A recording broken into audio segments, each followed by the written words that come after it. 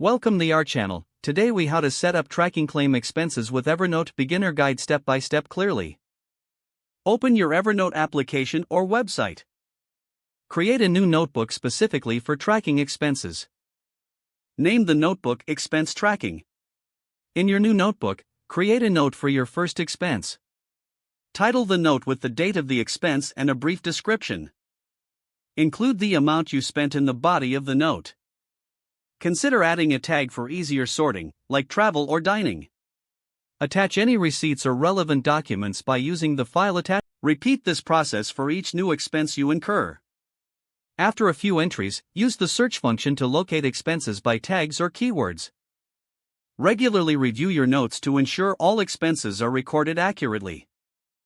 At the end of the month, summarize your expenses in a new note. You can create tables or charts to visualize your spending trends. Consider setting reminders for monthly reviews to keep your tracking consistent. Explore Evernote's integrations with other financial apps for enhanced tracking. Adjust your tracking system as necessary to fit your budgeting needs. If the page does not load, refresh the browser or try again in a private or incognito window. Make sure you are using the correct email address, then retype it carefully to avoid small typos. If your password is not accepted, use the reset option and create a new strong password you can remember. Check your spam folder for verification or security emails, then complete any requested confirmation steps. Enable two-factor authentication if available to improve account security and reduce unauthorized access risk. After signing in, review your profile details so your contact information and settings are accurate and current. If you see an error message, note it down and try again after restarting your device and internet connection.